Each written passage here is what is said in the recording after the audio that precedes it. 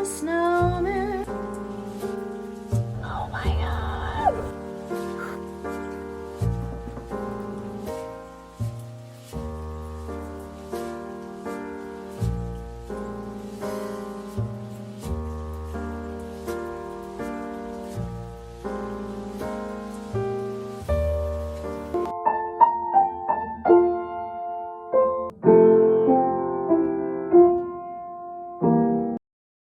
You want to do Old MacDonald again? Yeah!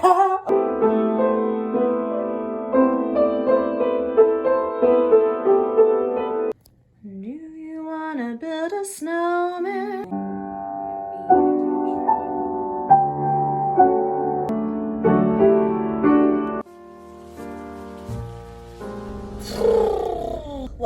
Welcome to a reading vlog. In this vlog, just come along with me as I try to read as many books as I possibly can. I've already read through one, the Happy Ever After playlist by Abby Jimenez. I really enjoy Abby Jimenez's writing. Her writing style, it's super cute, the banter between the characters. All her books are, you know, kind of rom-com-y, but they also have a serious message within them. The characters usually are going through something that's like really hard and life-changing. Like her books deal with grief, illness, things like that, but they're also very cute, very sweet little romance stories. So I finished that one, gave it a 4 out of 5 on Goodreads. It's a romance story between these two people, Sloan and this guy Jason. He's a musician. They get together through Jason's dog, who gets out one day. I think Sloan was like on this freeway or something and there was an accident. All of a sudden the dog just like jumped in her car. Then she found out Jason was the owner of the dog, and at first she couldn't get a hold of him because he was on tour. They finally get in contact, and then from there this relationship sparks. I liked it a lot. I've also been reading She Started It by, is it Sheehan? I honestly don't know how to pronounce that name. Is Gilbert the last name? That's like a thriller, like suspense book about this group of girls, and they go on this bachelorette party weekend. This girl that they used to be friends with but kind of broke apart from. They have like a bad history with this girl because they were not very nice to her when they were growing up in school. Her name is Poppy, the girl who's getting married and invited them all. And I'm about, I guess I would say like halfway through that one. I like it so far. It's okay. I'm currently at Target because I really want to buy Ruthless Vows. That's number 2 from the Divine Rivals series. I think it's actually called the Letters of Enchantment series. It's basically, it's a YA, like enemies to lovers. These two people, they're rivals. They work for this newspaper. They both want to be like the head columnist of the paper, and they get connected through this magical thing. I loved the first book. I've also been reading through this hunker of a book, Crescent City. This is the second one, House of Sky and Breath. So it's a Sarah J. Maas book. It's fantasy, but this is like modern fantasy. So it's really different from her other books because there's like technology, like cell phones, dating apps. This book specifically has me all kinds of confused. Like I kind of know what's going on, but also at the same time I don't. So I'm hoping that when I finish it, I don't know, maybe I'll like know what's going on more. There's a lot going on in this world. There's a lot to learn about this world and the magic systems, the different houses. There's 4 different houses of magical creatures, and they're kind of all like battling against each other. There's the House of Sky and Breath, and that's like the archangels, the angel people. And then the House of Many Waters, so like mermaids. There's the House of Flame and Shadow, and that's the house of like vampires, dark, scary creatures like that. House of Earth and Blood, that house is like fairies. I might also buy A Court of Wings and Ruin from the ACOTAR series. I have all the other ACOTAR books except for that one. I kind of want to reread that series too. I just do. I can't help myself. I love ACOTAR. I love it so much. Let's go Target.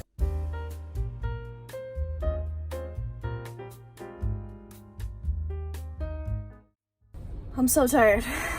I can't wait to go home and take a shower and just read. Target was a no-go. I did not have either one of the books that I wanted, so let's go to Barnes & Noble.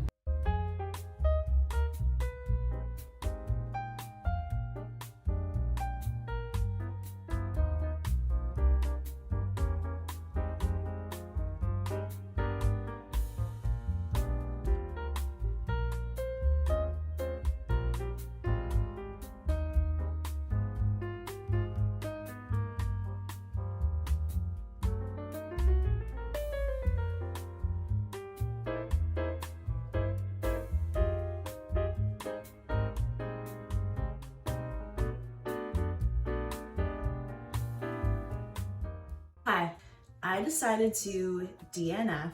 She started it by, her name is Sean Gilbert, by the way. I kept saying Sheehan.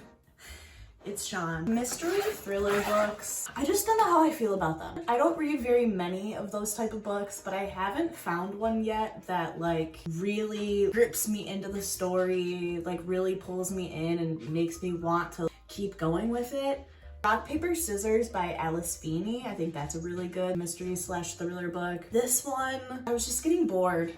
The characters, they were all just like kind of annoying, honestly. No likable qualities, which is fine. Like in a book, I'm totally okay with an unlikable character if it's done the right way. I do enjoy a morally gray moment. I actually looked up the ending of this book. I knew I wasn't gonna finish reading it, but I kind of just like wanted to know the end. I did look it up and like, I don't know, I feel like I'm really not good at predicting these type of things. So I definitely didn't see the ending coming, but at the same time, it wasn't anything that would have like wowed me. I feel like I have yet to find a mystery / thriller book that really blows me away.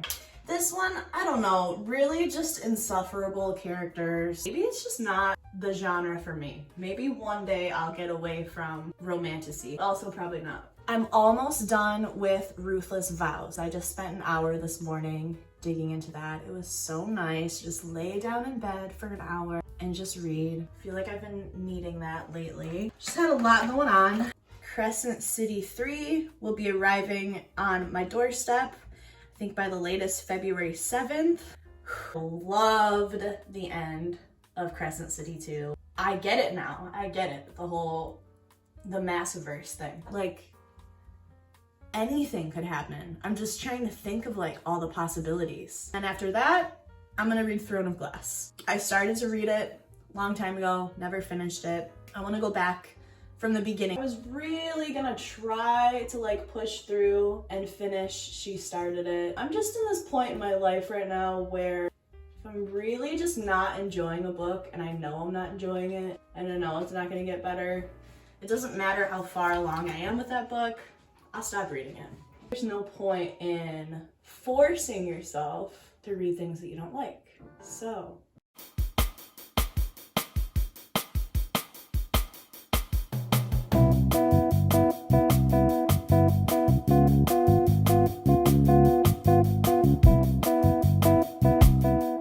Finally read through the rest of Crescent City 2, House of Sky and Breath. Finished it. I did not vlog myself reading the rest of the book. I wish that I would have, because I was in total and complete shock by the end of that book. I did not see that coming, like, at all. At all, I did not see that coming.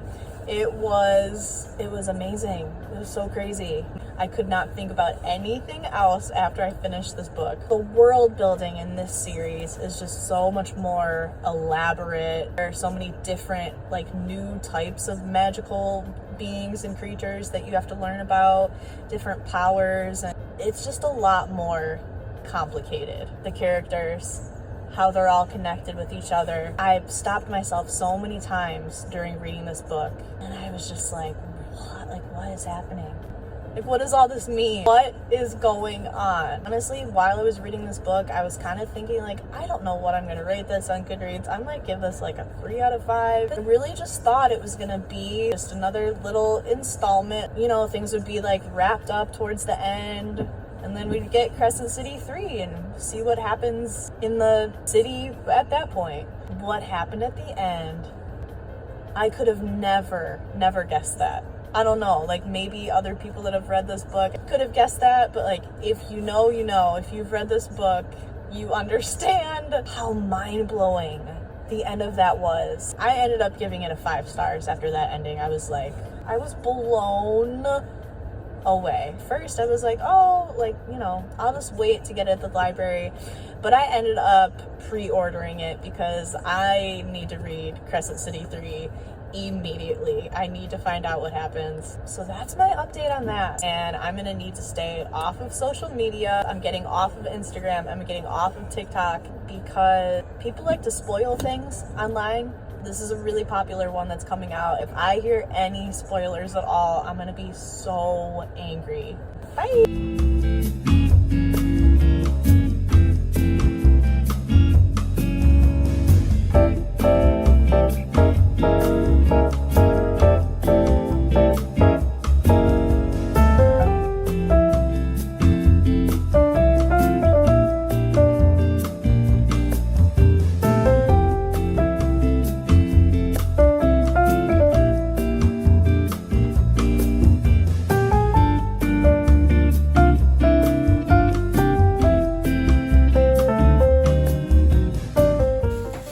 Target haul. Let's look at what I got from Target. I got this like pink kind of like mauve sweater, button-up sweater. It was on sales in the clearance section for $15. Just think this color pink is just such a nice color. I love it, and it's so cozy and warm. At my favorite brand of iced coffee, Izzy Cold Brew. This stuff is really good. It's nice and strong. This cute little bow clip in this light blue color. It's kind of giving me Little Mermaid vibes when she comes onto the land and she's wearing that like blue dress outfit and she has the light blue bow in her hair. Very cute. I'm into the whole bow aesthetic right now. I think it's adorable. Plus, so I live in Michigan and I am usually not a sports ball person, like at all. I don't know anything about sports. So sports go, win the points, do the thing, win the game. But the Detroit Lions are kind of killing it this year.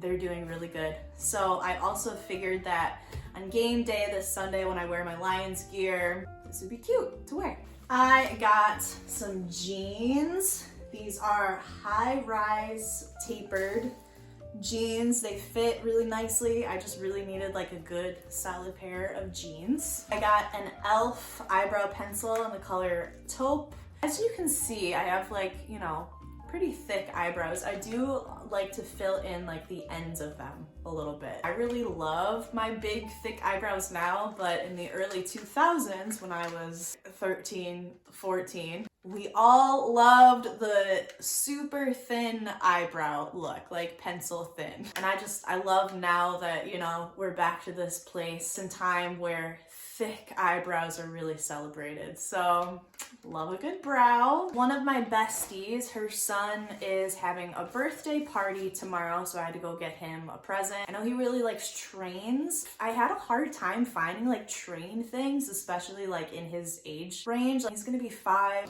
but I got him these Lego sets. Lego Creator. This is a space shuttle. And it looks like you can make like a little space man with it too. A red dragon. It says 3 in 1, so it looks like you can do like the dragon or this parrot or this fish thing. So I hope that he likes it. Got a couple onions because my husband requested that I buy some onions today. Super exciting, I know.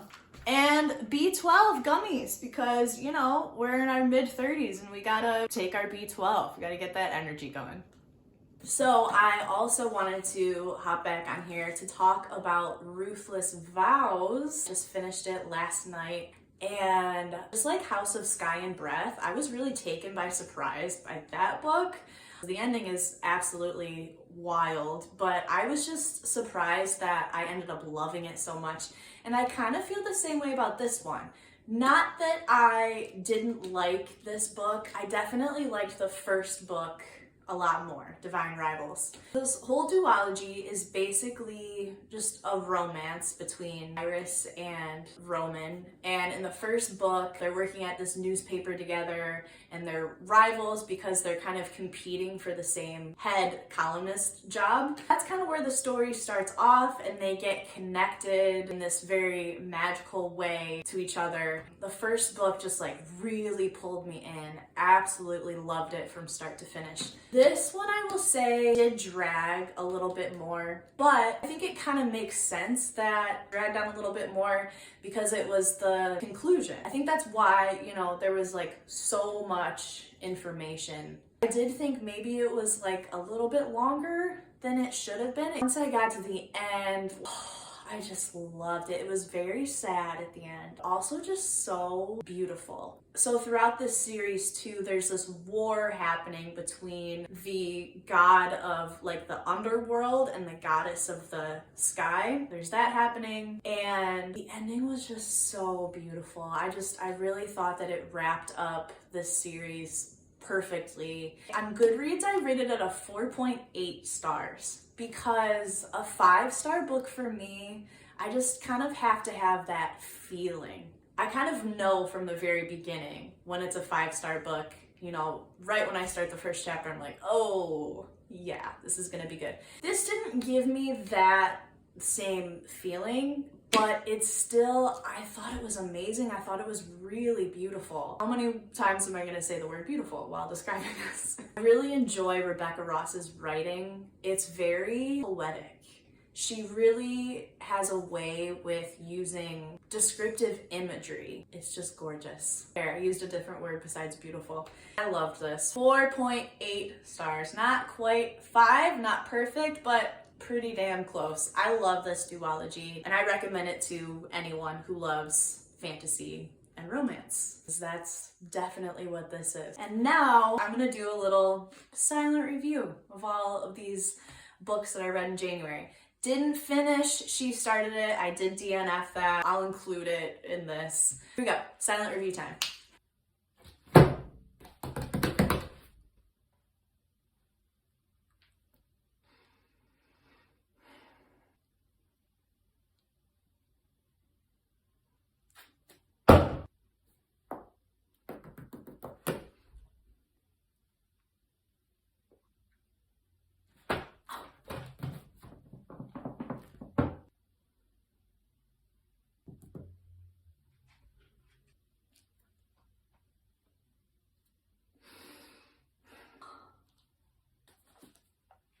That's gonna do it for me for this reading vlog. If you watched, thank you so much for watching. I greatly appreciate it. Please subscribe to my channel if you enjoy reading vlogs. I'm really liking making them these days. I'll see you in the next one. Bye!